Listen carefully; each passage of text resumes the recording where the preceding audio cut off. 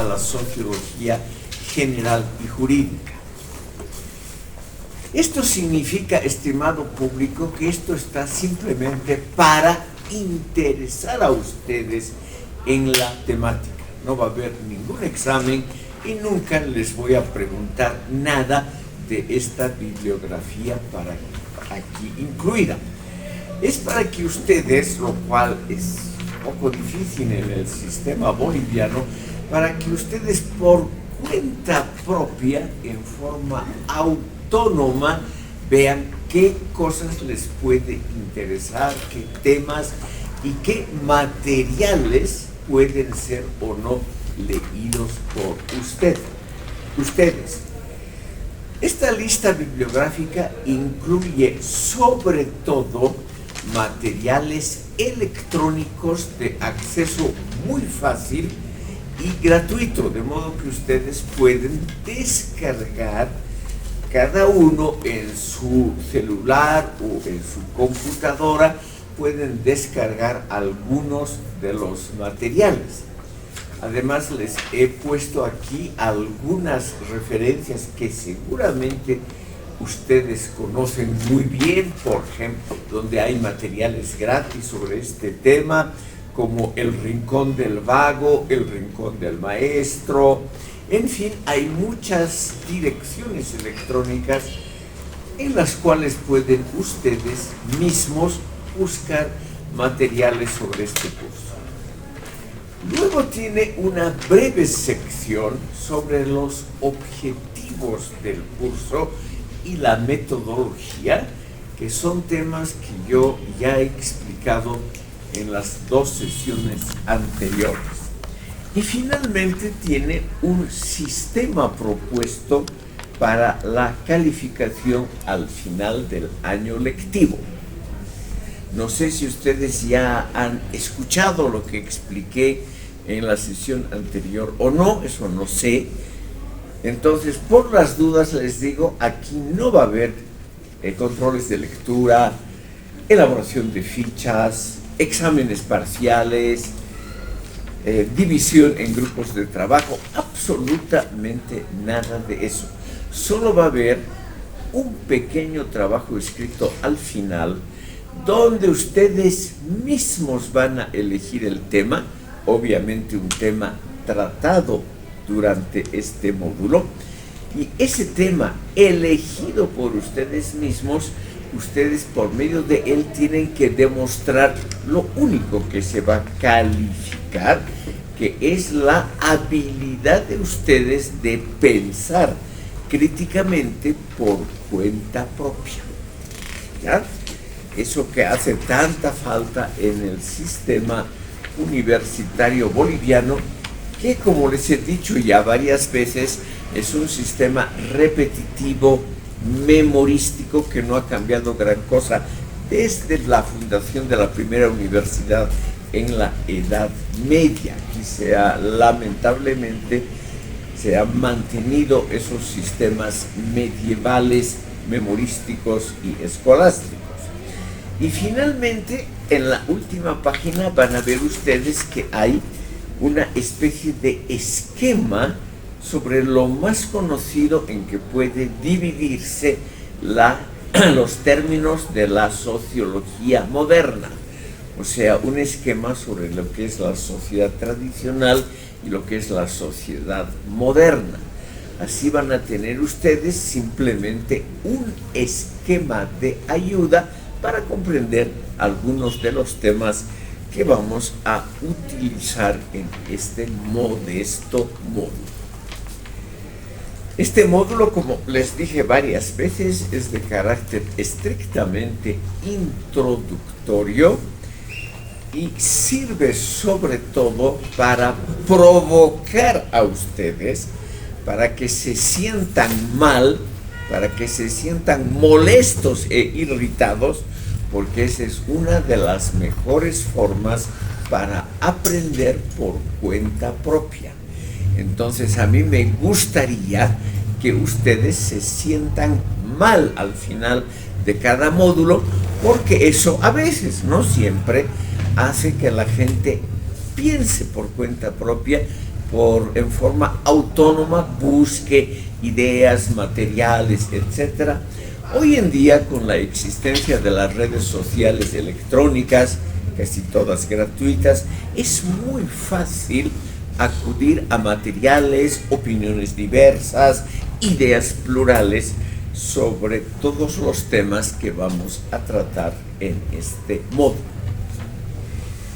Entrando al tema de hoy, estimado público, vamos a ver sobre todo cómo los códigos de conducta, que es un tema que a los juristas siempre les interesa muchísimo, porque sobre los códigos de justicia o derivados de ellas se han formado las primeras leyes, cómo estos códigos tienen también un elemento importantísimo, que es la cuestión de la obediencia o la desobediencia a los códigos. Desde el primer instante, estimado público, en que hay documentos escritos, que es más o menos a partir del año 3000, 3100, 3200 antes de Cristo, vemos que una de las preocupaciones fundamentales de todos los llamaremos protojuristas, o sea, los juristas en formación hace 5000 años, se han preocupado porque los códigos morales, los códigos éticos, generalmente no son obedecidos, no son seguidos por una buena parte de la población. Entonces aquí nos encontramos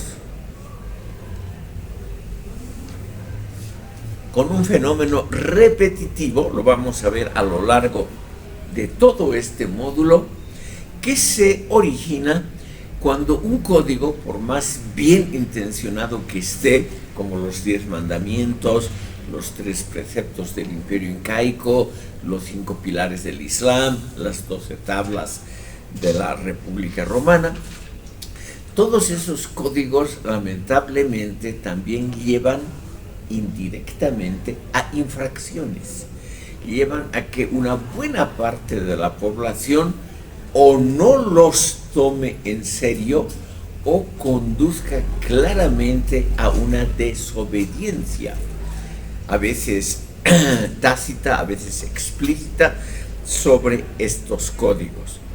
Y naturalmente hay siempre mecanismos de sanción para que la gente no se atreva a desobedecer, sino que más bien siga los códigos de forma más o menos continuada. Quiero mencionarles a ustedes una historia bíblica que usted ya la conoce, que en otros cursos la he repetido varias veces, donde se muestra las causas y las consecuencias de la desobediencia, y al mismo tiempo un tema que podría interesar a ustedes, que es el tema de cómo conocemos los seres humanos. Y el hecho de conocer no es tan simple como uno cree, no es solamente mirar, observar, ver o escuchar, oír, sino que es un proceso cognitivo hecho con el cerebro que es relativamente complejo. Y vamos a llegar a una conclusión, me adelanto, a una conclusión paradójica, es decir, que no es la esperada, una conclusión que nos dice: el mejor conocimiento es aquel que se hace con esfuerzo o a veces con dolor.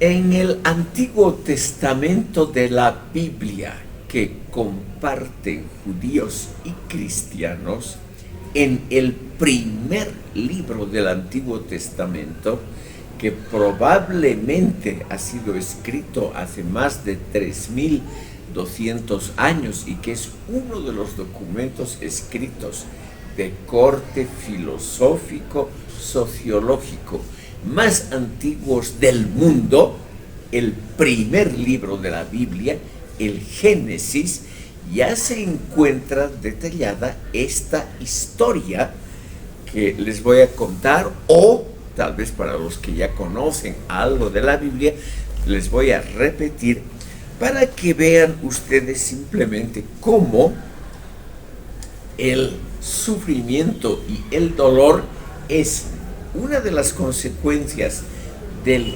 conocimiento, del acto de conocer, pero también uno de los alicientes más interesantes que tiene nuestro proceso de conocer novedades. El Génesis nos cuenta, después de tratar evolutivamente cómo se ha creado el universo, aunque el Génesis habla de días, se refiere obviamente a épocas que pueden tener millones de años. Pero lo interesante es que ya estos prácticamente nuestros antepasados, esos intelectuales que han producido el Génesis, se han dado cuenta de que la evolución del universo y de la humanidad es un acto evolutivo, o sea, va por etapas.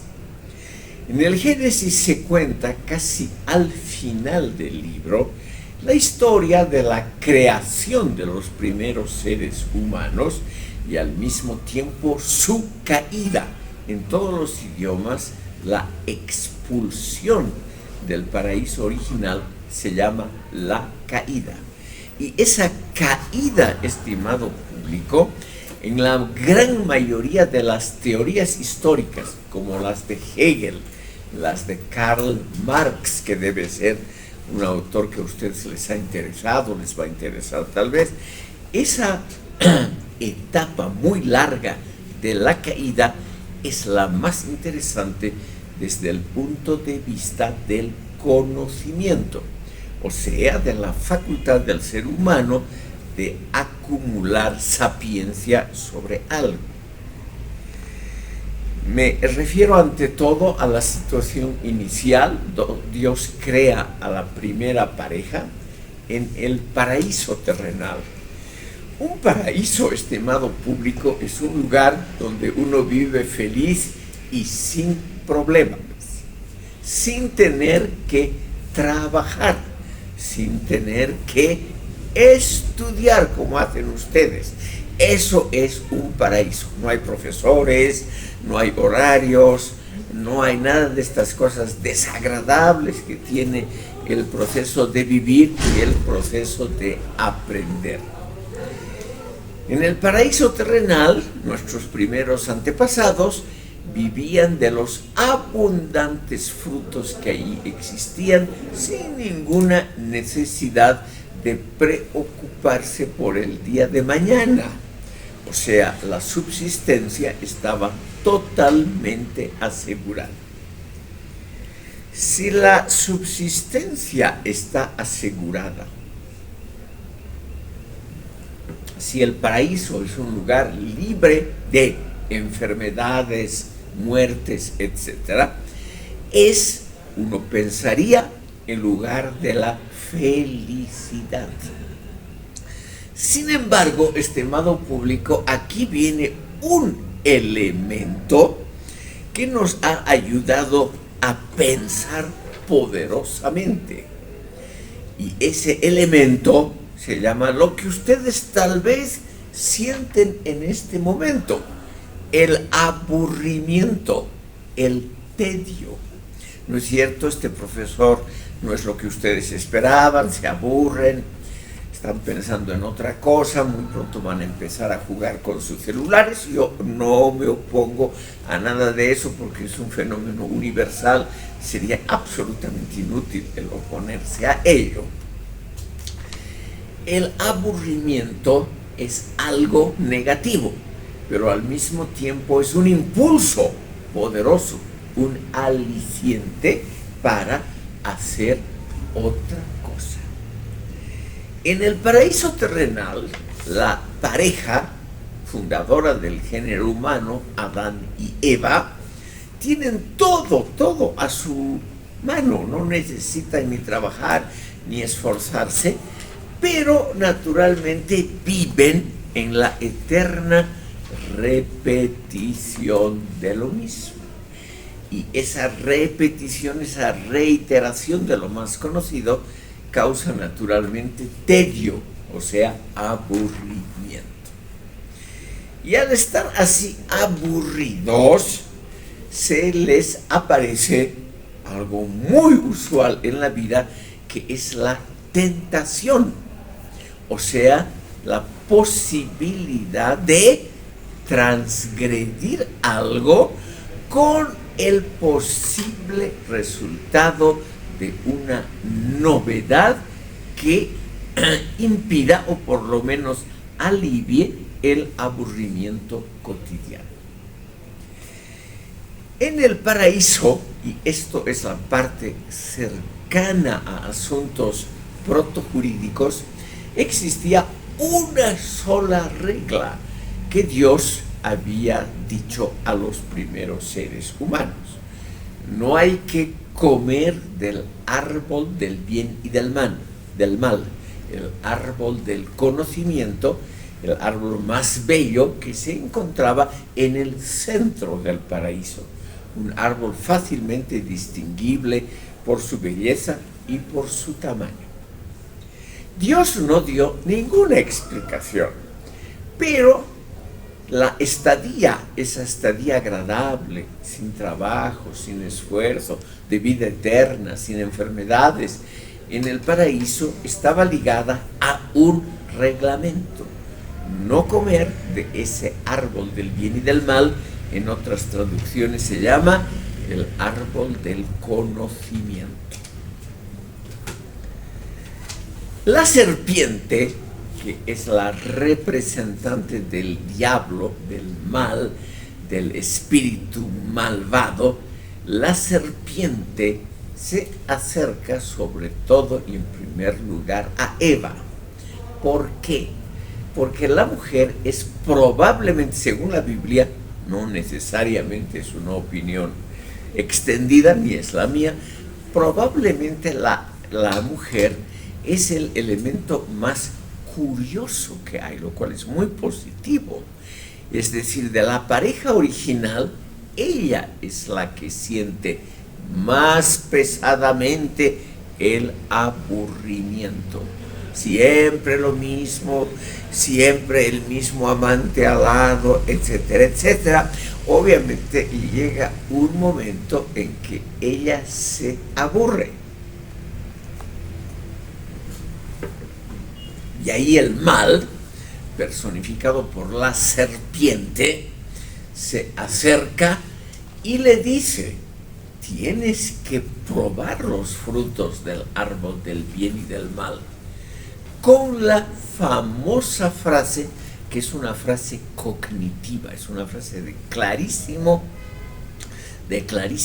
contenido para avanzar en el conocimiento. La serpiente le dice: si comes del árbol del bien y del mal, de ese fruto, serás como Dios, conocedora del bien y del mal. ¿Qué quiere decir esto, estimado público? Quiere decir que la serpiente incita a Eva, y por lo tanto indirectamente a Adán, a probar un conocimiento que ellos no tenían. Y este conocimiento está ligado a algo extremadamente agradable, positivo, que es ser como Dios. Esa es la famosa frase que la serpiente le dirige a Eva: si comes de este árbol serás como Dios, conocedora del bien y del mal. Eva, naturalmente curiosa,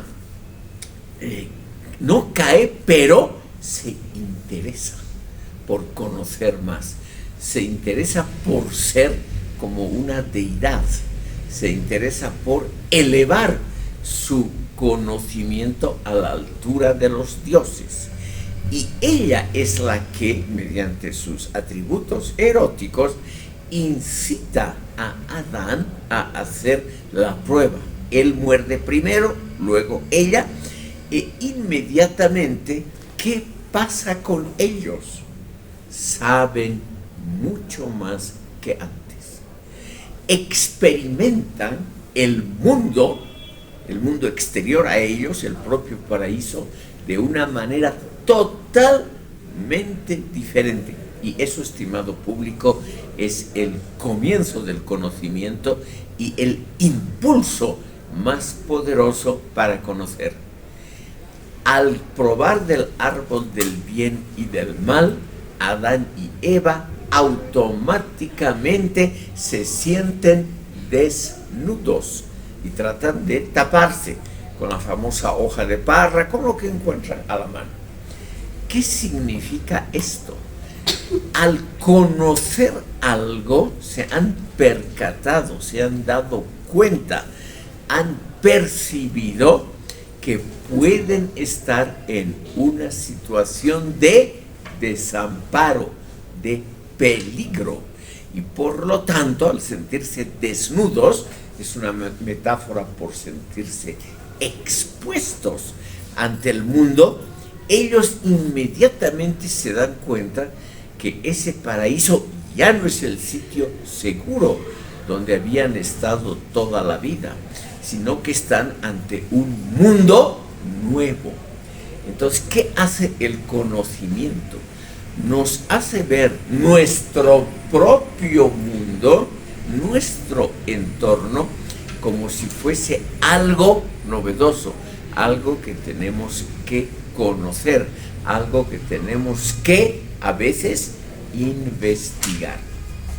Entonces, estimado público, el acto del conocimiento es una transgresión. Es una transgresión al único código de comportamiento que Dios, la autoridad moral suprema, les ha dado a los primeros habitantes del paraíso.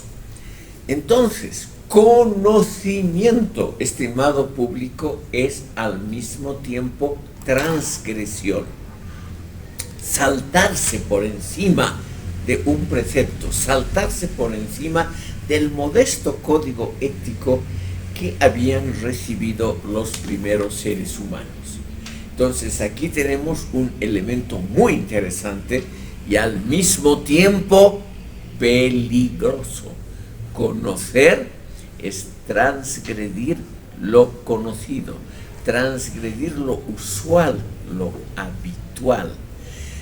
Los seres humanos, al probar de ese árbol y sentirse inmediatamente desnudos, es decir, expuestos a un peligro, automáticamente se sienten de otra manera. Lo conocido, ese paraíso donde estaban tan bien, repentinamente tiene peligros, tiene problemas. Y entonces ellos se sienten mal. Estimado público, esta es la conclusión. El conocer algo, el exponerse a lo nuevo, es algo doloroso, molesto. Y eso es lo que tienen que sentir ustedes. Lo digo muy claramente al conocer otras cosas, otras opiniones. Tienen que sentirse mal porque eso es lo que los alienta a investigar por qué es malo, por qué es peligroso ese nuevo conocimiento.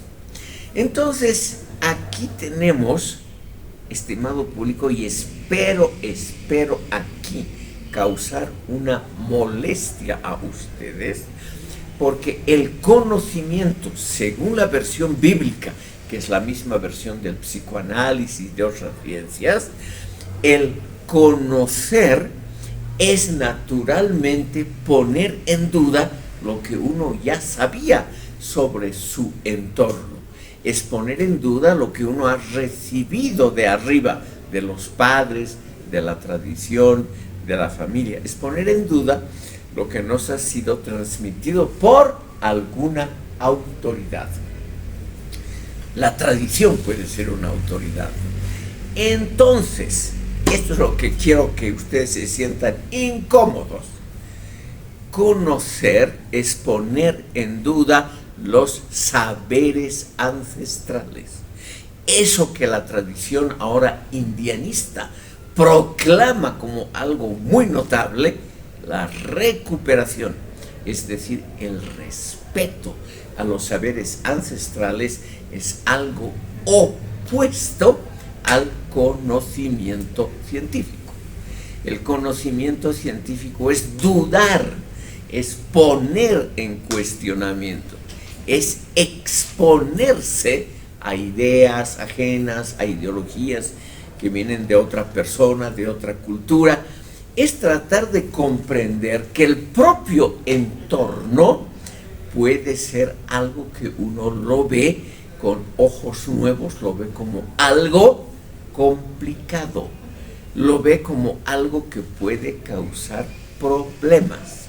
Por ello es que estos primeros seres humanos se sienten desnudos ante el contexto donde habían vivido toda la vida, hasta no saber, hasta no conocer, ese contexto les había sido totalmente familiar, es decir, habitual, es decir, comprensible. Y ahora, al conocer algo, realmente se habían sentido mal, desamparados, porque todo, las plantas, los animales de ese paraíso, ahora les parecían bajo otra luz, bajo la luz del peligro, del desconocimiento, y había naturalmente que acostumbrarse, quiere decir adaptarse a una nueva realidad. Esta metáfora tiene también un lado positivo, que es el lado que ha sido explorado claramente por el filósofo Hegel, a quien lo vamos a tratar en una de las últimas sesiones con algún detalle, porque la sociología que se deriva de la filosofía hegeliana es muy interesante. Y tal vez, como ustedes han oído, Hegel fue la gran inspiración de Karl Marx. Aquí voy a anotar por las dudas el nombre.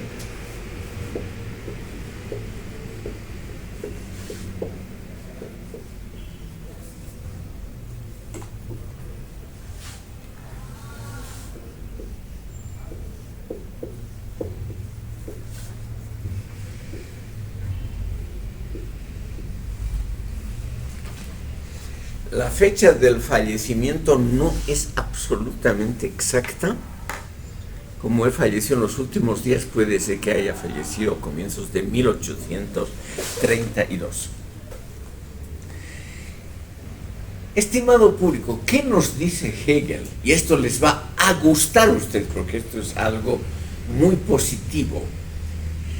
El ser humano que aprende, o sea, ustedes, ese ser humano es muy similar a Dios. ¿Qué es Dios? Es ese espíritu del universo que comprende su propia obra de la creación. El ser humano es aquel que se asemeja a Dios porque puede aprender todo el funcionamiento del universo, de la sociedad y de uno mismo por medio de la labor intelectual.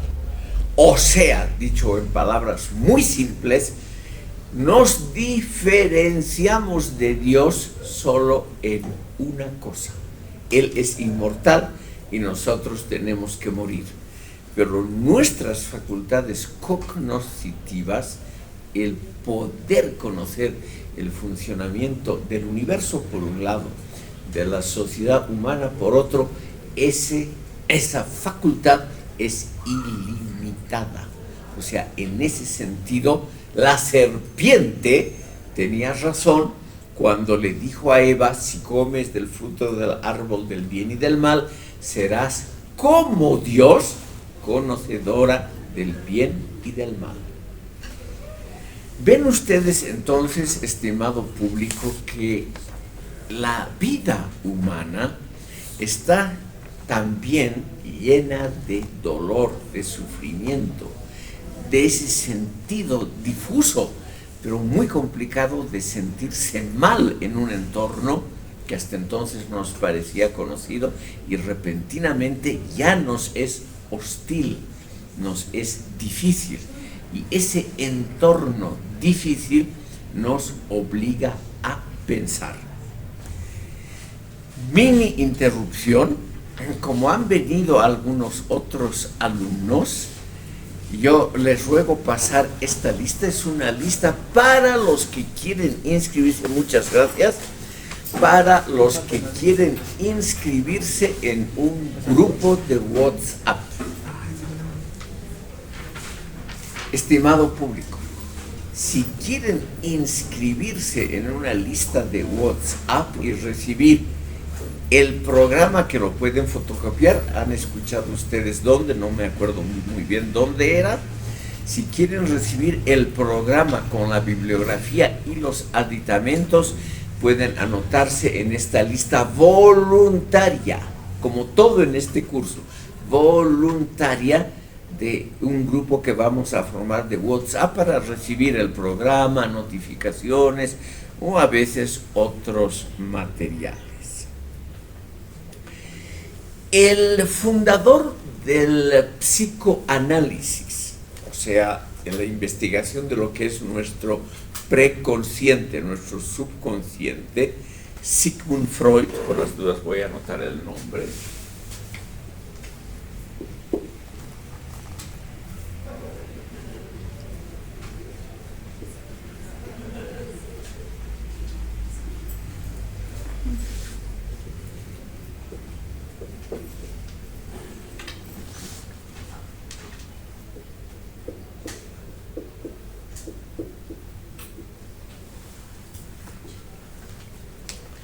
Dijo esta frase derivada justamente de ese conocimiento bíblico. Una frase muy desagradable que no va a gustar a ustedes, pero que es uno de los elementos de la sociología cognitiva, la más abstracta de las divisiones de la sociología. Él dijo: he sido un hombre afortunado. Nada me fue fácil en la vida. Tuve que aprender todo con estudio, con esfuerzo, es decir, con dificultades. Y lo que he logrado construir, lo he construido precisamente en base a los obstáculos que he tenido que vencer. Les reitero esta frase de Sigmund Freud: he sido afortunado, nada me fue fácil, para que ustedes, junto con esa frase, el ser humano se asemeja mucho a Dios, nos separa de Él solo el hecho de que somos mortales, para que ustedes se vayan contentos y para que digan: después de todo, esta clase tan aburrida, etcétera, alguito me puede servir para ampliar la mente, para no creer que todo lo que me han dicho en la escuela, en la familia, en las redes sociales, en los círculos de amigos, en el partido político, en el grupo ideológico al que pertenezco, porque no todo lo que uno escucha representa la verdad. La verdad es un asunto muy complejo, muy enredado, y solo uno puede acercarse a ella mediante un proceso cognitivo difícil, lento, arduo, donde uno, como en este curso, a veces, no siempre, es obligado a pensar por cuenta propia. Les he mencionado esta parte del Génesis bíblico, la vida de nuestros primeros antepasados, Adán y Eva, y su expulsión, Porque, estimado público, en todas las teorías evolutivas, también la de Hegel y la de Marx, la época de la caída, es decir, del sufrimiento, es la época en que está entre esa época primitiva del paraíso, pero donde uno estaba contento con su vida, y la época final de la redención, de la salvación, que en la teoría marxista son los periodos del socialismo y comunismo. Pero entre la creación del ser humano y la llegada al que Marx también lo llamó así, el paraíso terrenal de los trabajadores, existe esa historia universal que es la historia del sufrimiento humano, donde nosotros vamos pasando por muchas etapas en las que vamos aprendiendo de nuestros errores, no aprendiendo necesariamente y exclusivamente como un hecho agradable, sino aprendiendo lo difícil que es el mundo, lo desagradable que son los profesores, lo desagradable que es tener, chicos actuales, tener que leer un texto. Yo sé que eso es muy desagradable, por eso no tienen obligadamente para este módulo que leer ningún libro, ningún texto, ningún artículo de forma obligatoria. Estimado público, vamos a ver ahora cómo esa transgresión al primer código se ha reflejado en la sociología histórica. Y así avanzamos un poquito. Por las dudas para los que van a ver el programa, estamos recién en el primer capítulo. En el primer capítulo, que es la probabilidad de que todo conocimiento sea alcanzado mediante un pequeño sacrificio. Como por ejemplo el que hacen ustedes aquí, en lugar de dormir cómodamente a esta hora tan temprana, tener que sentarse en esta fría aula.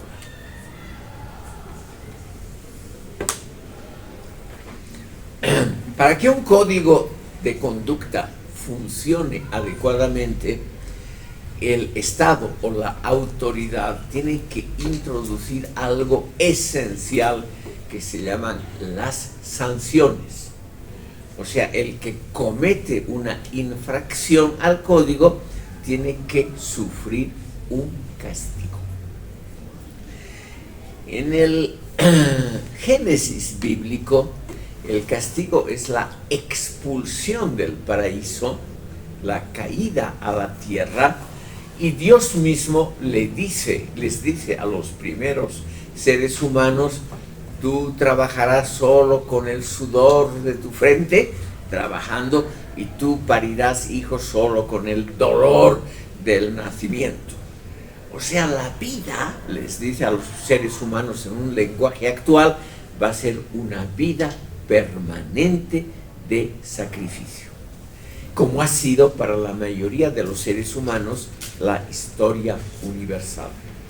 Y el otro grave castigo es que se terminó la etapa de la inmortalidad, porque los seres humanos, al ser expulsados del paraíso, están sujetos al ciclo normal de plantas y animales, que es nacimiento, desarrollo, declive y muerte.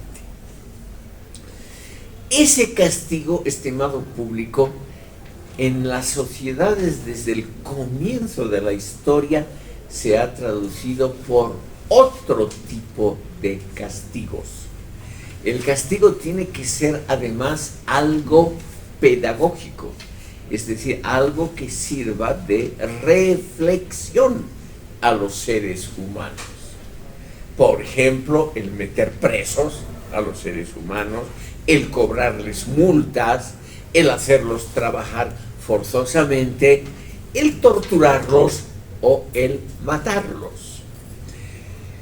Hoy en día, sobre todo, estimado público, esas dos últimas posibilidades de castigo, tortura y muerte, han sido excluidas de la mayoría de los códigos legales vigentes hoy.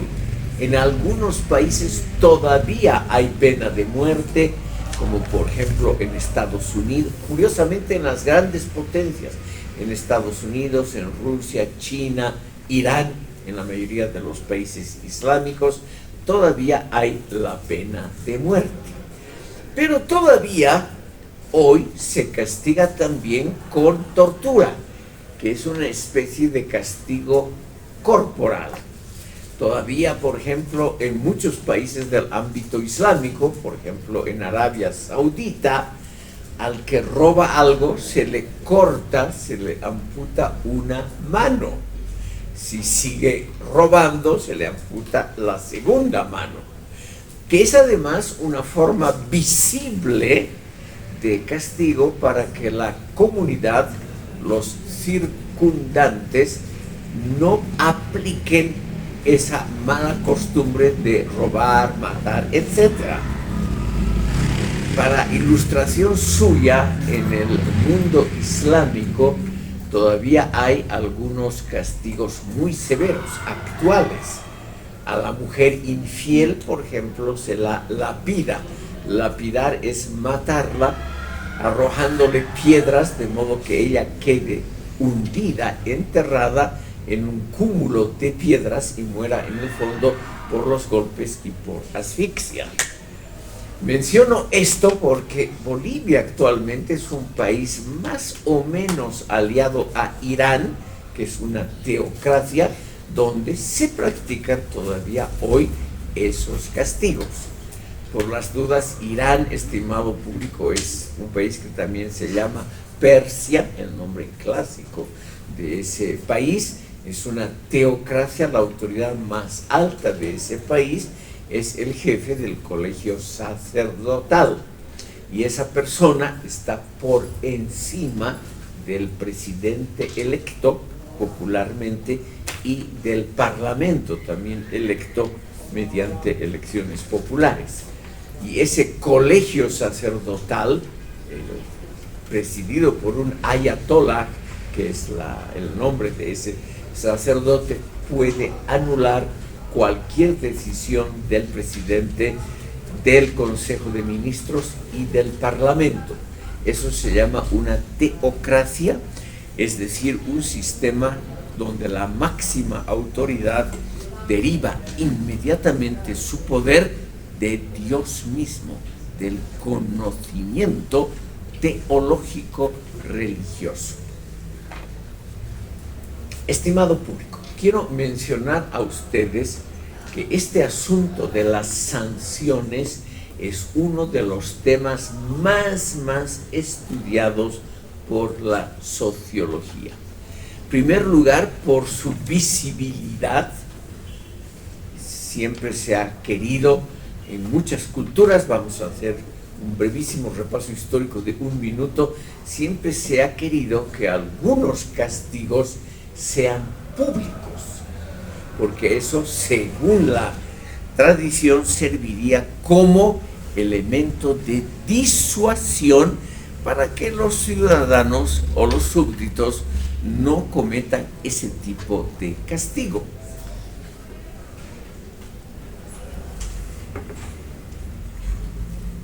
Quisiera mencionar lo más usual en la historia de la humanidad: el regicidio, el matar a un rey; el magnicidio, matar a un personaje importante, siempre ha sido hasta hace poco castigado públicamente.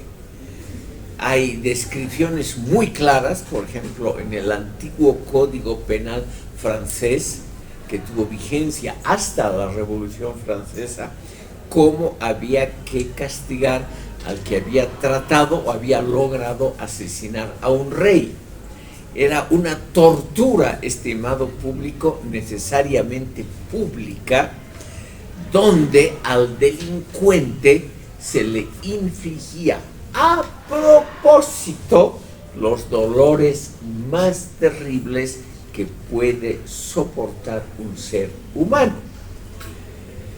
Durante el siglo XVIII hubo un famoso intento de asesinar a un rey francés, a Luis XV, y el asesino fue cogido in flagranti y fue juzgado y condenado a muerte, pero como regicida, o sea, como alguien que ha tratado de asesinar a la figura más importante del reino, tenía naturalmente que sufrir públicamente algo muy duro para que a nadie se le ocurra volver a cometer ese terrible pecado. No voy a aburrir a ustedes con detalles como se lo mató a ese tipo, pero fueron horas de tortura pública, echarle, por ejemplo, plomo fundido en una herida, plomo fundido a una altísima temperatura en una herida es una de las cosas más dolorosas que hay. O, por ejemplo, descuartizar, lo que fue lo final, por 4 caballos, porque es una cosa muy dolorosa y que además dura bastante. El cuerpo humano es relativamente resistente a que lo estiren y es un dolor terrible. Aquí también Tupac Katari fue ajusticiado de una manera muy similar. Es decir, estimado público, tiene que haber una especie de función social que es el evitar que la población cometa delitos, o sea, que infrinja los códigos escritos. Y por eso esos castigos públicos durante la mayor parte de la historia de la humanidad han sido los más usuales. Recién, estimados oyentes, recién a partir de los siglos XVIII, XIX, es que se ha humanizado el trato a los delincuentes. Pero la tortura era algo absolutamente normal. Por curiosidad, quiero mencionar a ustedes un código de tortura donde estaba muy detallado cómo había que torturar al delincuente para que sufra lo máximo posible, para que no, pero al mismo tiempo para que no muera inmediatamente. Una gran gobernante, me voy a referir a una mujer, la emperatriz María Teresa de Austria, a mediados del siglo XVIII, en un país, el Imperio Austrohúngaro, en un país que se consideraba estrictamente racionalista, se emitió ese Codex Teresianum, ese código que lleva el nombre de la emperatriz, donde se establecían las formas de tortura. Esas torturas tenían que causar el máximo dolor posible, pero al mismo tiempo había que evitar una muerte rápida, había que evitarle un infarto al tipo mientras se lo torturaba, había que evitar que se muera, había que evitar sobre todo a los delincuentes menores, había que evitarles rotura de huesos, pero había que hacerlos sufrir. Entonces, estimado público, ese código claramente codifica la tortura en un sistema racional.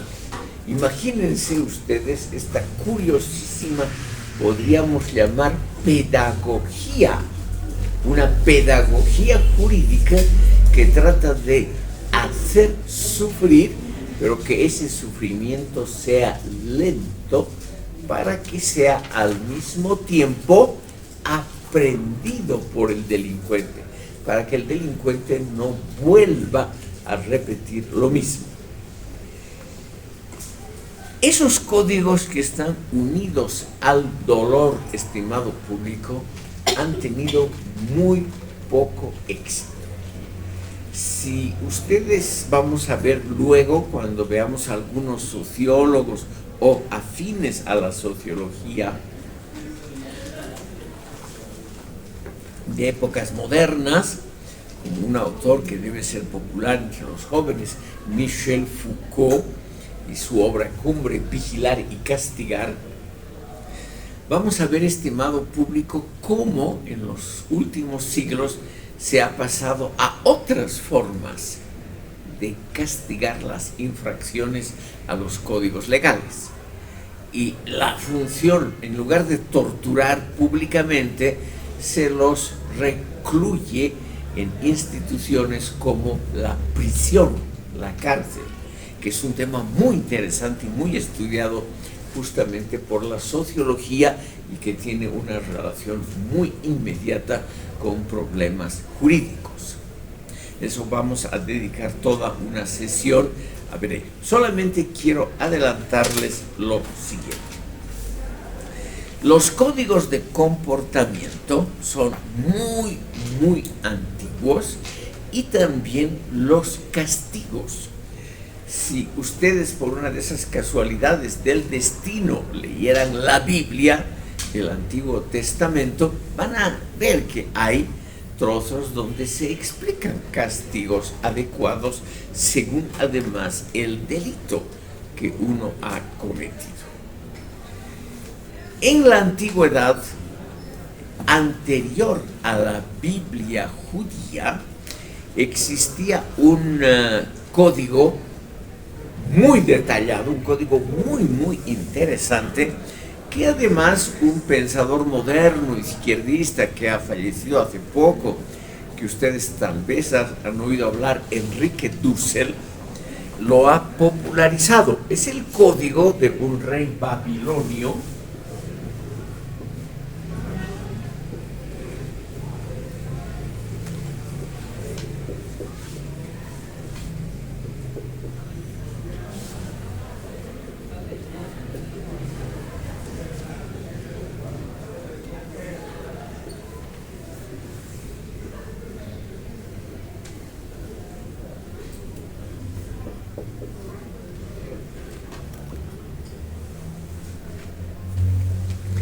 como es uno de los primeros elementos de lo que podríamos llamar sociología jurídica. Permítanme unas palabras sobre el código y las costumbres en la antigua Babilonia. Estamos hablando más o menos del siglo XVIII a.C., o sea, hace más de o cerca de 3.000 años con respecto actualmente.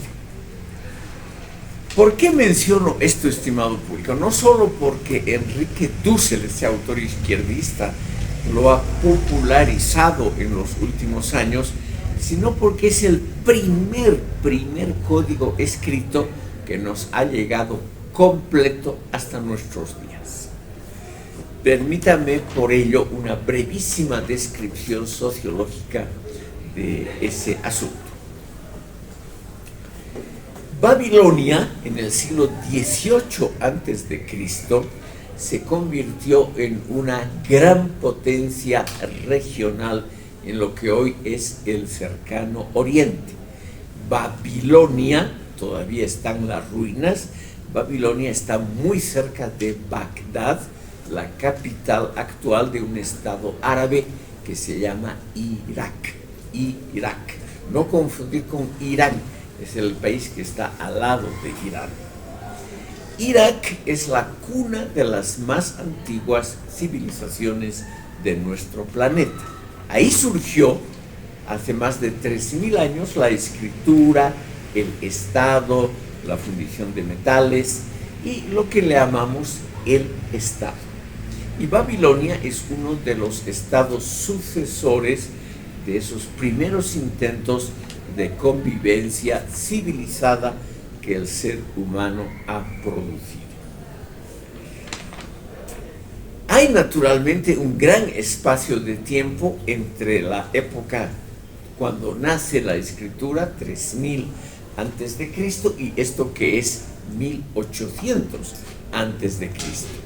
Pero de todas maneras, el espíritu de la época, que es lo único que nos interesa en este curso, describí muy rápidamente cómo era el espíritu jurídico-sociológico de la época, ese espíritu lo podemos ver claramente en el Código de Hammurabi y en los muchos comentarios, muchos, que la literatura babilónica nos ha dejado. Este código, estimado público, para que vean ustedes que ya en esa época se pensaba racionalmente, este código está tallado en piedra. ¿Por qué en piedra? Porque es algo difícil de destruir. Entonces había la seguridad de que este código permanezca a la vista de todos. En todas las aldeas y ciudades del modesto imperio de Hammurabi, en la plaza central tenía que estar una estela de piedra con el código a la vista de todos. Claro que en esa época muy poca gente sabía leer y escribir, muy poca gente. Pero de todas maneras, el rey pensó, aunque sean pocos, esos pocos son como agentes de divulgación. Y los pocos que saben leer pueden explicar a los otros habitantes cuál es el contenido de esa ley.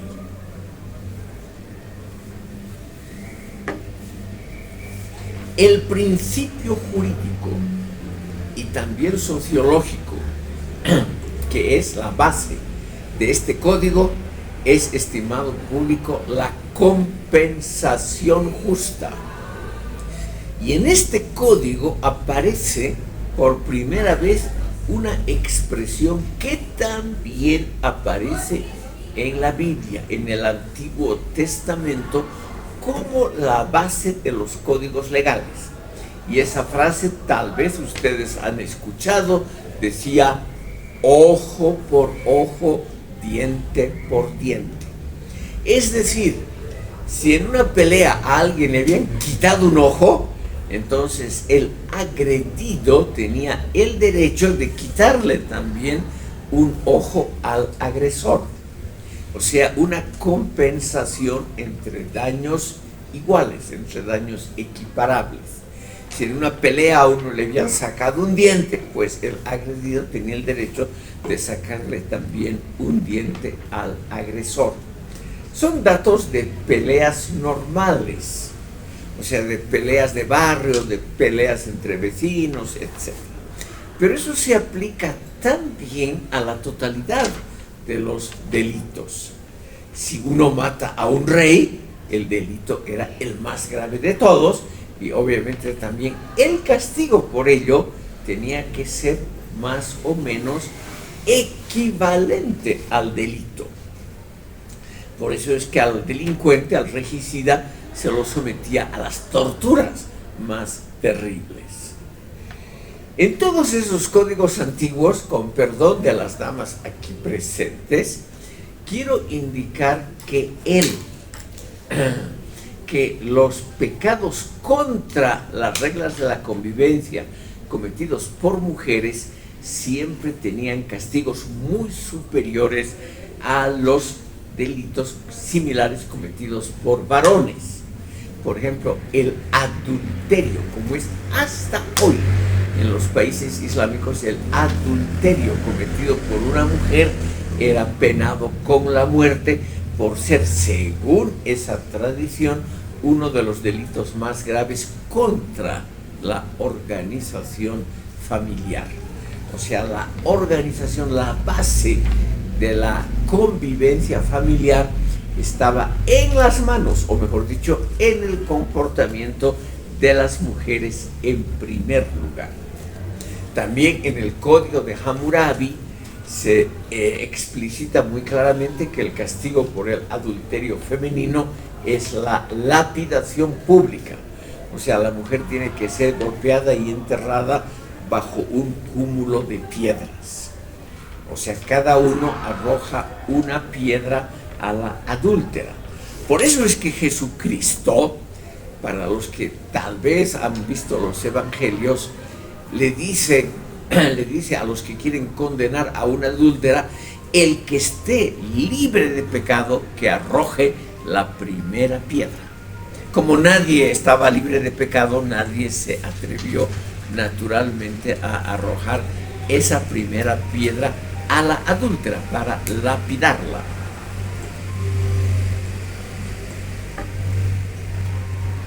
Estimado público, ¿qué más nos dice el Código de Hammurabi? A ustedes les puede parecer durísimas esos castigos o esos intentos de compensación, ojo por ojo, etcétera, etcétera. Pero hay que reconocer que este código tenía un preámbulo, y este preámbulo era realmente muy humanista. El rey Hammurabi explica los motivos que lo llevaron a emitir este código. Y el primer motivo, y esto es realmente muy progresista para la época, hasta para hoy, él nos dice: la primera labor del rey, del Estado y del aparato de justicia es proteger a los débiles. Y él enumera quiénes son los débiles: las viudas, los huérfanos, los que no tienen tierras, los que no tienen comida asegurada, etc. Es decir, que también al mismo tiempo que el ser humano ha creado castigos durísimos para perseguir a los infractores, también, estimado público, el ser humano ha pensado muy tempranamente en la protección de los débiles como uno de los valores centrales del Estado. Hammurabi explica además en su código cómo deben comportarse los funcionarios. Los funcionarios deben evitar 3 cosas, y eso es más o menos válido hasta hoy: la arrogancia, el creer que un servidor público, por ser miembro del Estado, es algo superior a los otros habitantes del país.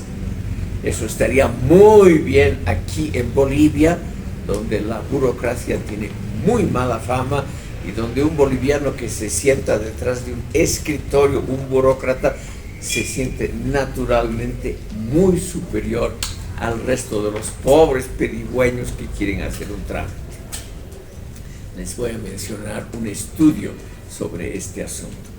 En segundo lugar, el funcionario tenía más que el ciudadano normal el deber de cumplir él personalmente y en forma estricta las leyes del país, que prohibían, por ejemplo, la usura, el robo, el engaño, la mentira, etcétera, etcétera. O sea, el ciudadano normal estaba obligado, estimado público, a comportarse de manera ejemplar. O sea, hacia afuera tenía el funcionario que llevar una vida muy buena, una vida que sirva de ejemplo, de paradigma a los otros miembros de la sociedad. Y en tercer lugar, y esto es también muy interesante, el Estado estaba obligado no solo a proteger a los débiles, sino a cuidar la reproducción social de la gente. Es decir, el Estado babilónico estaba obligado a cuidar el complicado sistema de irrigación, que es hasta hoy lo principal en Irak. Como es una tierra totalmente desértica, pero muy fértil si le llega agua, ese territorio tenía que tener una red de canales y diques. Y como son cosas que van mucho más allá del poder de un solo campesino, de un solo súbdito o ciudadano, el cuidado de esas grandes obras públicas solo lo podía hacer el Estado central.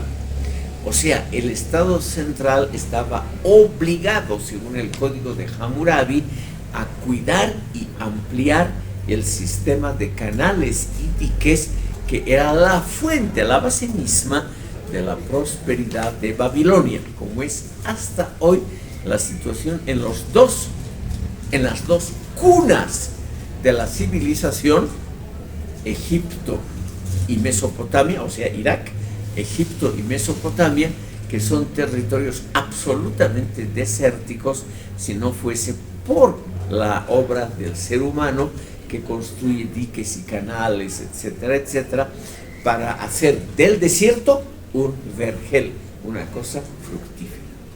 Entonces ven ustedes que aquí, al lado de medidas durísimas para los infractores a la ley, uno de los primeros códigos de conducta, uno de los primeros códigos protojurídicos que el ser humano ha inventado, tenía también elementos que podríamos llamar humanistas y un Estado protector, un Estado que se dedicaba a una función positiva, no solo a recaudar impuestos y organizar levas, o sea, grupos contingentes de soldados, que era la ocupación central de los estados en esa época, sino también se preocupa por el bienestar de los ciudadanos.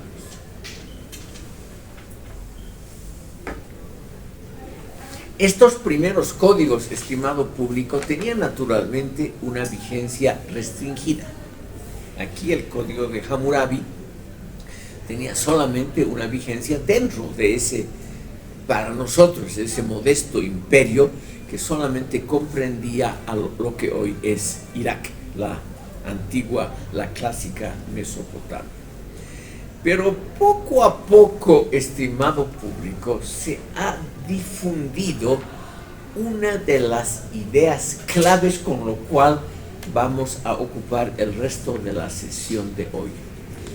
El derecho, los códigos, se universalizan, o sea, dejan de ser algo limitado a una unidad étnica de una población, sino que se considera que las leyes y los mandamientos tienen una vigencia que va por encima del grupo étnico o del grupo lingüístico, una vigencia universal. Y aquí, simplemente en cuestión de cronología, uno de los elementos más antiguos de la universalización de códigos jurídicos y sociales es la labor de los profetas del Antiguo Testamento. Permítanme ustedes una palabra sobre los profetas. El Antiguo Testamento está organizado, hoy diríamos, por capítulos, antes se decía por libros, y hay el libro de los profetas, Ezequiel, Elías, Jeremías, etc.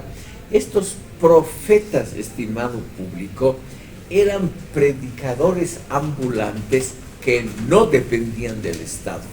En general, los profetas estaban en contra del gobierno establecido en esos estados de Judea e Israel. Los profetas son aquellos tipos muy desagradables para el poder que van haciendo profecías, o sea, calculan lo que puede pasar si el rey o el gobierno hacen cosas malignas, dañinas para la colectividad. Profetizan la ruina de los reyes, la caída de una dinastía, etcétera, etcétera. Ya pueden imaginarse ustedes. ¿Por qué? Porque ellos dicen que el rey, en el fondo, es un ser humano igual a los otros. Y al ser igual, está sometido a los propios códigos que él o sus antepasados han establecido. Esto que les puede parecer a ustedes una verdad de perogrullo, o sea, una cosa sin importancia, una verdad aceptada generalmente, es algo muy, muy raro en la historia universal. Un ejemplo de ello. Hasta las llamadas revoluciones de febrero y octubre de 1917, en lo que hoy es Rusia, existía un régimen monárquico absoluto llamado el zarismo. El zar de Rusia era el emperador de ese país. Hasta 1917 era un imperio enorme. Todavía hoy Rusia es el estado geográficamente más extenso del mundo. Ese estado hasta 1917 no tuvo una constitución, no existía eso. Como todavía hoy, estimado público, hay varios países en el mundo, esto lo digo entre paréntesis para información general de ustedes, jóvenes juristas, hay varios países en el mundo que no tienen una constitución escrita y que funcionan relativamente bien.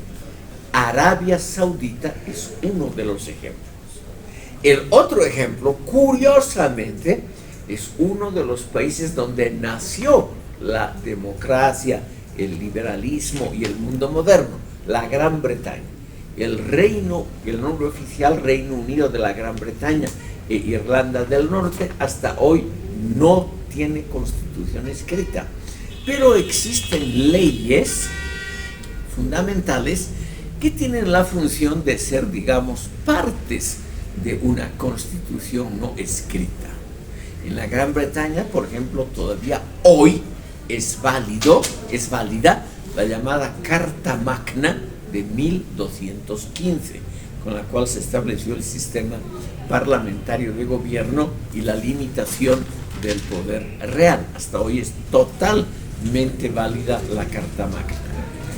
Y así, en la vieja Rusia, en la Santa Rusia, habían un montón de leyes de carácter constitucional. Y ahora voy al tema concreto. Había una ley hasta 1917 que todavía hoy, algo muy similar, existe en Persia, o sea, en Irán, en Arabia Saudita y en varios estados islámicos, una ley que decía: las leyes no son obligatorias para los funcionarios del Estado. Las leyes son obligatorias para los ciudadanos normales y corrientes, pero las leyes no obligan al zar, al emperador, a los altos funcionarios y en general a los burócratas de ese país. Los profetas, en cambio, en el antiguo Israel, como puede leerse en el Antiguo Testamento, los profetas tratan de universalizar la validez de las leyes. Ellos creen, por ejemplo, algo insólito en esa época, que los extranjeros deben ser tratados al igual que los nacidos en los territorios de los reinos de Israel y Judá. O sea que los extranjeros, generalmente gente despreciable en todas las culturas, que los extranjeros tienen igual derecho a ser tratados como los nacidos allí. Quiero mencionar, estimado público, algo positivo que el cristianismo ha introducido en nuestro mundo. Y eso es justamente el carácter universal de los principios básicos del Evangelio. Si por una casualidad de la historia ustedes en un momento de aburrimiento agarran los Evangelios y leen algo, yo les aconsejo que lean una parte del primero de los Evangelios, que es el Evangelio de San Mateo. En el Evangelio de San Mateo, al comienzo, está el llamado Sermón de la Montaña, que es probablemente uno de los códigos de ética más progresistas que se produjeron en esa época y que hasta hoy tiene una cierta vigencia, porque son elementos muy progresistas de comportamiento humano.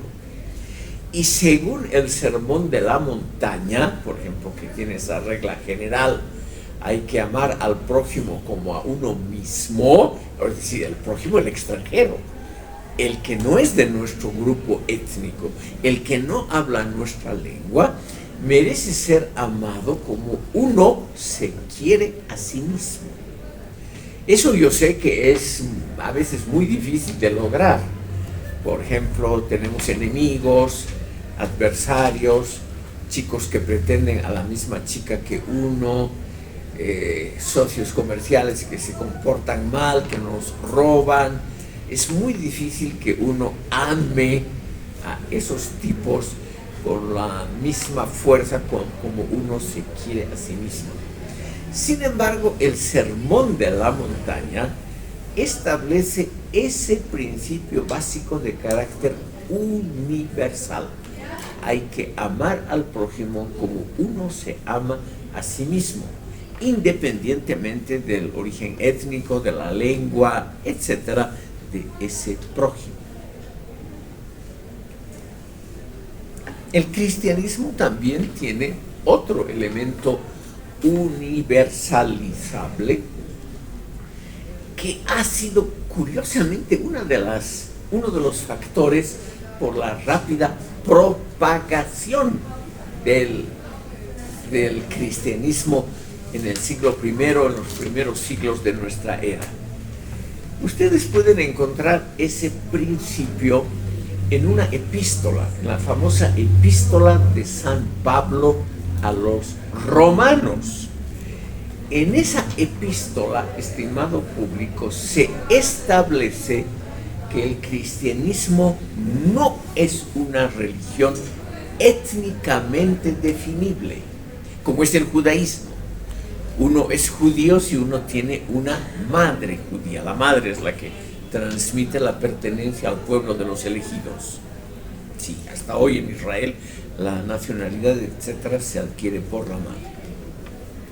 Hay naturalmente la posibilidad muy complicada de la conversión al judaísmo, pero en general es una religión unida a un grupo étnico, o sea, a los judíos. Es muy difícil encontrar a alguien que pertenezca y practique la religión judía que no pertenezca a ese pueblo. Lo mismo algunas religiones africanas y asiáticas. Son religiones propias de comunidades étnicas. Y si uno no es de esa comunidad étnica, muy difícil que uno pertenezca a esa comunidad religiosa. Por ejemplo, es muy difícil encontrar a taoístas que no sean chinos. Muy difícil. En la epístola de San Pablo a los romanos, por primera vez en la historia universal, se propaga un principio racionalista universal. San Pablo dice, no importa si uno es hombre o mujer, libre o esclavo, rico o pobre, romano o judío. Es decir, no importa ni la posición social, ni la económica, ni la pertenencia ética. ¿Qué es entonces lo que define a un cristiano? La decisión libre e individual de pertenecer a esa religión. Entonces aquí tenemos, estimado público, clarísimo un principio universal, la voluntad de pertenecer a un grupo y no el hecho de haberlo heredado o haber sido impuesta esa religión. Los árabes, una gran cultura sin duda alguna, pero cuando conquistaron una inmensa cantidad de territorios en los siglos VII y VIII después de Cristo, conquistaron desde España hasta la India, no preguntaron a las poblaciones si querían ser musulmanes, simplemente impusieron su religión. Y así casi todas los otros imperios del mundo, sobre todo en épocas antiguas, simplemente imponían su religión o mataban a la gente. Entonces, estimado público, aquí tenemos un mensaje universal de pertenencia a una religión, lo cual puede ser también la pertenencia a un grupo de amigos, la pertenencia a una colectividad política, por la decisión individual consciente, no una decisión colectiva. El pueblo sometido se adhiere a la religión victoriosa, sino que tiene que ser una decisión de la conciencia individual, personal de cada persona. Por lo tanto, en un mundo como era el mundo antiguo, un mundo colectivista y colectivo, en ese mundo colectivista y colectivo, donde uno no le preguntaba, ¿quiere ser de la religión nuestra o no, etcétera?, sino que se creía automáticamente que uno era de la religión de los padres. Aquí tenemos, estimado público, el primer testimonio, además escrito, un testimonio escrito, de que la pertenencia a una colectividad es un acto individual, voluntario y consciente. Es decir, que uno ha pensado individualmente, sin estar sometido a presiones, si pertenece o no a la comunidad cristiana. Estimado público, el primer éxito del cristianismo en el siglo I antes de Cristo por esa acción proselitista fue relativamente grande. Por eso es que el cristianismo se expandió, sobre todo entre los pobres, los esclavos, las mujeres, que eran los grupos desfavorecidos de la antigüedad clásica. Se expandió muy rápidamente por ese factor individual, voluntario y consciente. Con esto, estimado público, habríamos terminado la sesión de hoy. Para los que han llegado tarde, repito dos cosas. Circula aquí una lista, una hoja de papel, una lista donde ustedes pueden, no es obligatorio, inscribir su nombre y su teléfono si quieren recibir notificaciones y el programa de este módulo por vía electrónica. Los que se inscriban en esta lista, no existe ninguna obligación, automáticamente van a recibir notificaciones, materiales, el programa, etcétera, etcétera.